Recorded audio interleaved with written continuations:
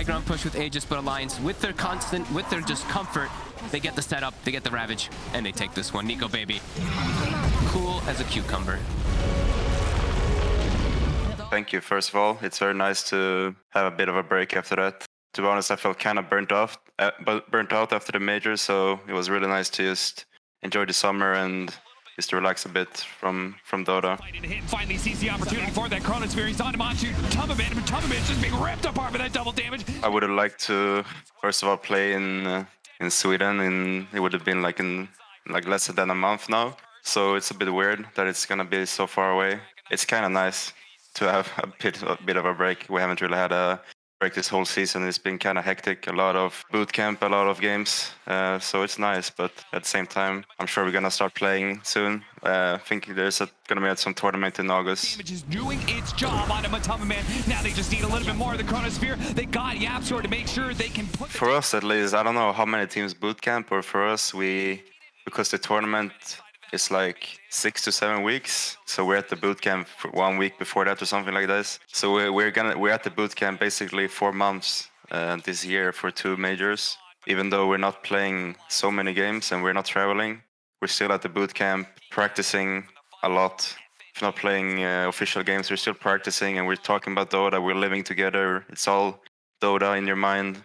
So it's not like you're on a break just because you're not playing a game. We're still practicing and talking about Dota. So I think that's why it doesn't matter if we have traveled a lot or not. I still got like, I don't know, I felt after the Animajor, I was a bit tired. They're ripped through. S4, a BKB, TP out. The call, the damage, the physical damage is enough. When I knew we qualified with TI, I was very happy, but it goes away fast. It's just like, yeah, I'm finally at TI, it's cool, but now I really want to do well at TI as well. I don't just want to come there and get last place or whatever, just to be at TI. I want to do really well. I was happy for a while, but now I'm gonna start to put in the work. We'll see how it goes at TI, but for sure it's really fun to finally go there and compete. Jaxon, he's gonna continue to slow down Nico baby's eye. He meets him around the corner. He says, "Are you looking for me, punk?" I'm honestly not too sure. Obviously, we've been playing worse at LANs, and I'm not sure exactly why. I'm still thinking about it, to be honest, but obviously we've been playing bad because we haven't been playing well. But at the same time, I think the preparation and strategic aspect hasn't been on the same level as when we played in the qualifier. I don't know.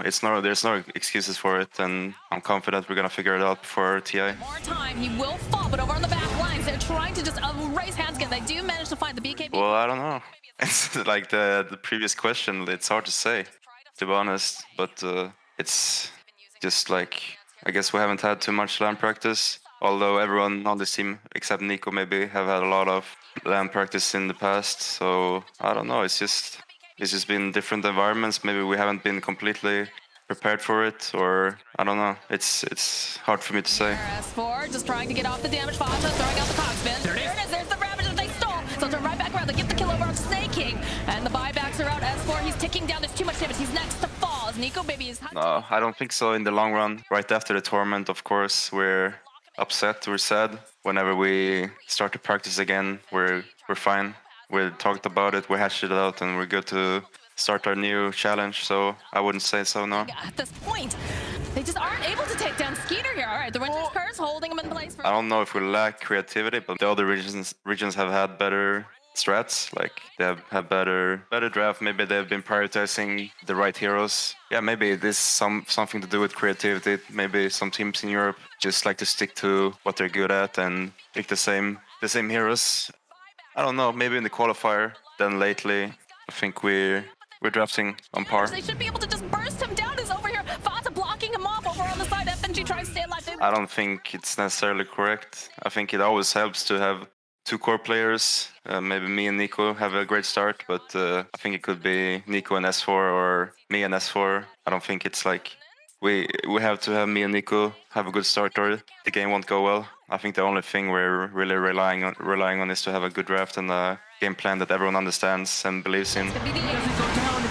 Oh no! He gets the Yules and the cheese off. There's a Ravage over on the back lines. Immediate. There's a second Ravage. At times, maybe in start and in the a few months ago, we've been a bit one-dimensional, but now I feel like we've gotten a lot of experience and more tools in our arsenal.